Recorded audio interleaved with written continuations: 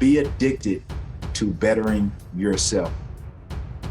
When you think about some of the great athletes and in so many sports, and I think the perfect examples, I think for me, it's because I love basketball. You think about a lot of these kids, they go from high school to the pros. And obviously that's not the case now. You have to go 1 year, but just think about the kids that go from high school to the pros. You think about your Kevin Garnett, you think about your Kobe Bryant, your LeBron James, Michael Jordan. He's one of the greatest. He didn't go from high school to the pros, but he's considered, obviously the greatest of all time. But when you think about what Michael Jordan did as setting the blueprint, especially for a guy like Kobe, who was at that point when he was alive, he was a living carbon copy of one of the greatest basketball players of all time. You think about what LeBron has done. He lived up to the expectations, lived up to the potential in which a lot of scouts and owners and GMs pegged him as. And so that's why you look at Steph Curry. That's why you see these guys, they enhance upon their abilities and their potential. When you look at scouts and how they grade or evaluate talent, sometimes these scouts are way off base. If you go back and look at some of the scouting reports of a guy like Steph Curry, who's small frame, another guy, Kevin Durant, they said these guys were not going to make it in the league. It was going to be tough.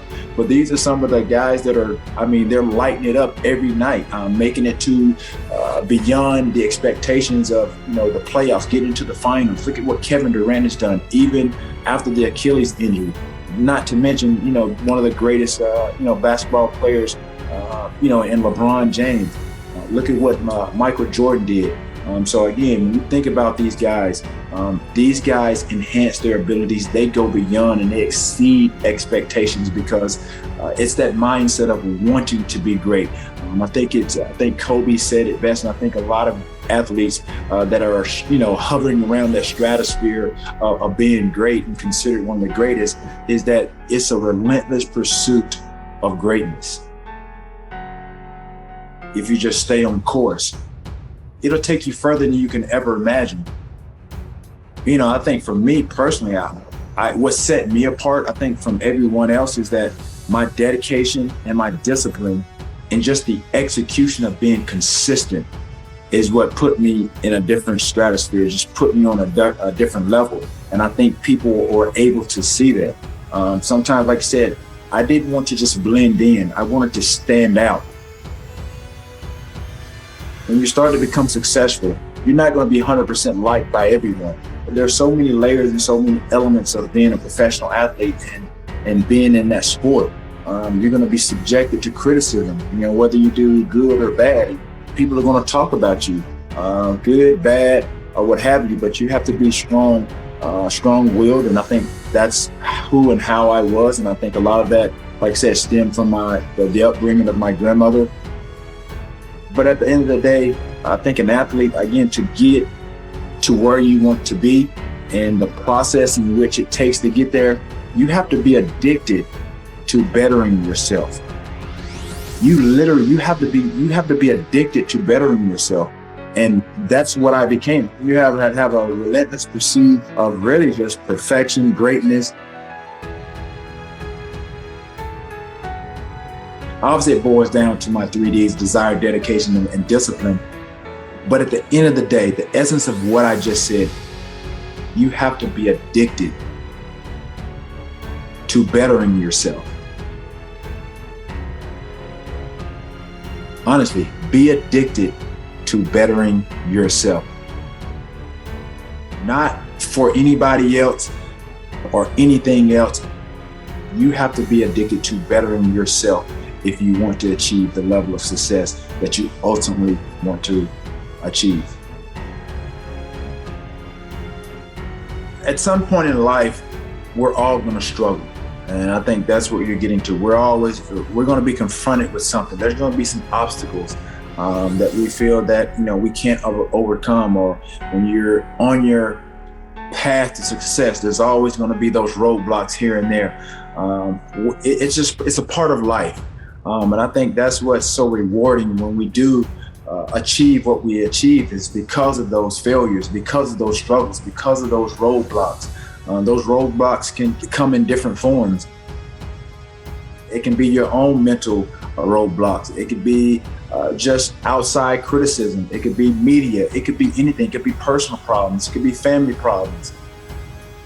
It could be something as simple as you driving, you get a flat tire. Anything can trigger you and to try to get you off track. Those are struggles. And then just from an athletic standpoint, that's going to happen. And it's really how you respond to it.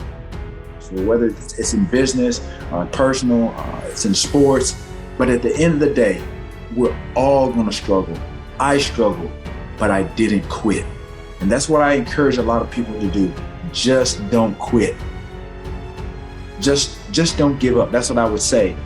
People are going to judge you. They're going to misunderstand you. They're going to gossip about you. But I encourage people to really be strong-willed, to know that their opinions don't matter. Their opinions are not your problem. Some people are able to really rise above and beyond their circumstances, and there are some people that can't handle it. But that doesn't mean that they can't be great. They just have to approach it and deal with it the way that they feel needed. No matter what is said or done, do not doubt your worth. Take us into your daily routines. How do you stay as disciplined as you are?